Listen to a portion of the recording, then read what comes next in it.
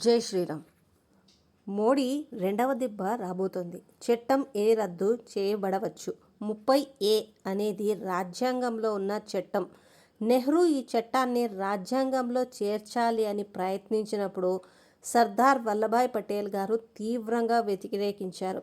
పటేల్ గారు ఈ చట్టం హిందువులకు ద్రోహం చేయవచ్చు కాబట్టి ఈ చట్టాన్ని రాజ్యాంగంలోనికి తీసుకువస్తే దానికి వ్యతిరేకంగా నేను మంత్రివర్గం మరియు కాంగ్రెస్ పార్టీకి కూడా రాజీనామా చేస్తాను అని బెదిరించడంతో పటేల్ కోరికకు నెహ్రూ తల వంచాల్సి వచ్చింది.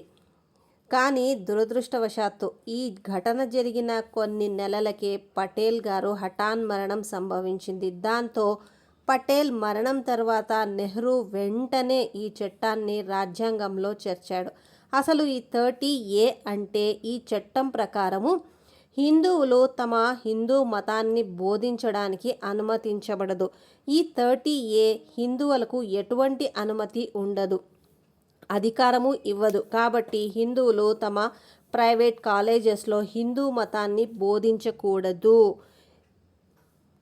అలాగే హిందూ మతాన్ని బోధించడానికి హిందూ పాఠశాలలు ప్రారంభించకూడదు. ఈ చట్టం 30A ప్రకారము గవర్నమెంట్ స్కూల్స్ లేదా కాలేజెస్లో హిందూ మత సంస్కృతిని బోధించడానికి ఎవ్వరికీ కూడా అనుమతించబడదు.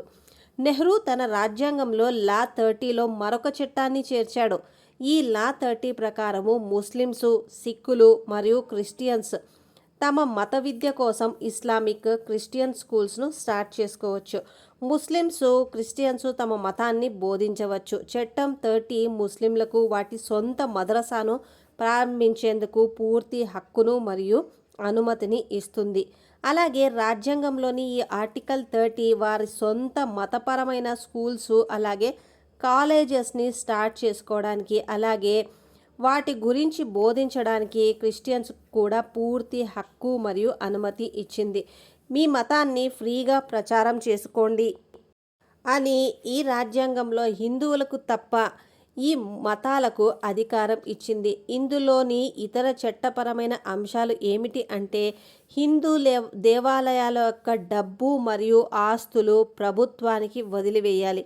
హిందూ భక్తులు దేవాలయాలకు ఇచ్చే డబ్బు కావచ్చు, అలాగే కానుకలు కూడా అన్ని రాష్ట్ర ఖజానాకు వెళ్తాయి. అదే సమయంలో ముస్లిమ్స్ మరియు క్రిస్టియన్స్ వారి నుంచి సేకరించిన విరాళాలు మరియు భిక్ష క్రైస్తవ, ముస్లిం కమ్యూనిటీస్కి వాటి కమ్యూనిటీస్కి మాత్రమే ఇవ్వబడుతుంది.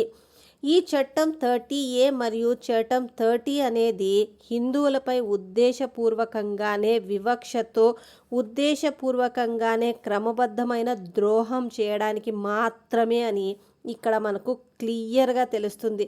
ఈరోజు హిందువులు జానపద కథలకే పరిమితమయ్యారు.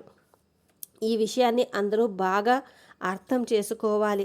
హిందువులకు వారి గ్రంథాల గురించి జ్ఞానం లేదు. కాబట్టే మనందరం కూడా మన సనాతన ధర్మాన్ని కాపాడుకోవాలి. ఆర్టికల్ 30A ద్వారా మన దేశంలో ఎక్కడా కూడా భగవద్గీతను బోధించకూడదు అని ఈ ఆర్టికల్ 30A చెబుతుంది. సో దీన్ని గనక మోదీ గారు రద్దు చేస్తే మనకు కొంతలో కొంత న్యాయం చేసినట్టుగా అవుతుంది. సో ఫ్రెండ్స్, ఈ వీడియో గురించి మీరేమనుకుంటున్నారు అనేది కింద కమెంట్ చేయడం మాత్రం అస్సలు మర్చిపోవద్దు. జై శ్రీరామ్.